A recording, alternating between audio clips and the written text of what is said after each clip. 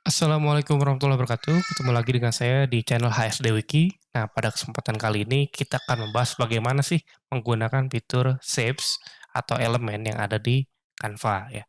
Ini fitur shapes ini banyak macam ya bentuknya. Bentuk dua dimensi ini ada yang bujur sangkar gitu ya, lingkaran, ada yang rounded juga, segitiga, bintang, dan juga hati gitu ya.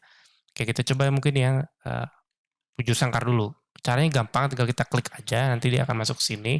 Nah nah fitur ini nanti, bentukan ini bisa kita ubah gitu ya, substitusi gitu ya, dengan bentuk-bentuk yang lain gitu.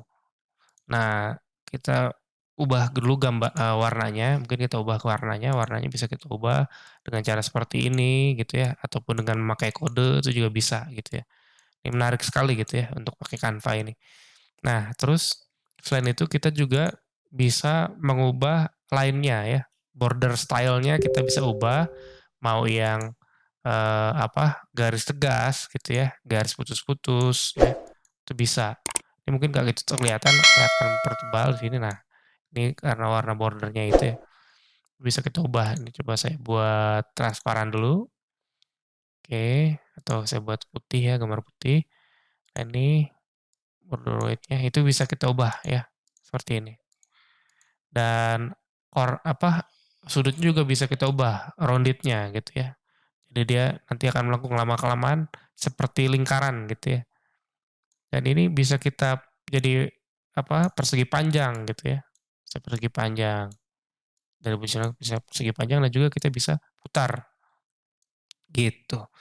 Nah, selain itu kita juga bisa menambahkan teks gitu ya di dalamnya. Caranya gimana? Caranya tinggal kita klik aja 2 kali di sini, lalu kita tulis aja misalnya persegi panjang. Nah gitu. Nah ini udah ada tulisan persegi panjang, cuma tulisannya kecil mau kita modifikasi misalnya jenis tipenya kita ubah jadi Arial, lalu ini jenis font-nya kita ukuran font-nya kita perbesar, warnanya pun bisa kita ganti-ganti gitu ya. Nah ini, warnanya mau kita ganti apa lagi, misalnya warnanya ganti hijau. Nah gitu ya. Nah setelah itu ini juga kita bisa ubah jadi cetak tebal, gitu, atau italic gitu ya, underline juga bisa. Strike through yang coret juga bisa ya, seperti ini. Itu ya, jadi macam-macam. Ini mau kita ubah uppercase semua juga bisa. Nah, semua jadi uppercase ya, tuh. Nah, terus kita juga bisa, ubah dia mau rata tengah, rata kiri, lalu justify atau rata kanan gitu ya.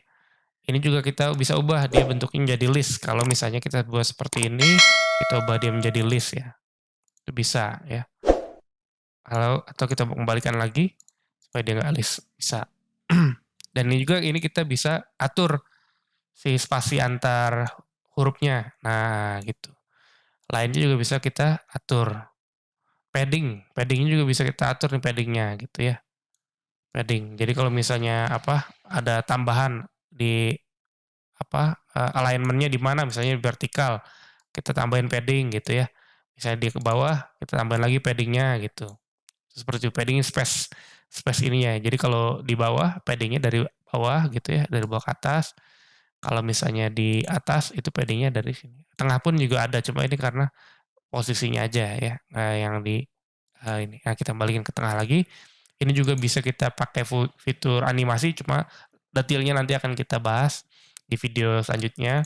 Lalu ini juga ada posisi ya, kita bisa ganti-ganti posisinya, mau di manakah, ini di top, atau di left, center gitu ya, macam-macam gitu ya. Kita kembalikan lagi ke center. Oke, ini juga bisa kita lock ya dengan fitur ini rasionya. Juga kita bisa ubah transparansinya ya, mau seperti apa transparansinya, gitu.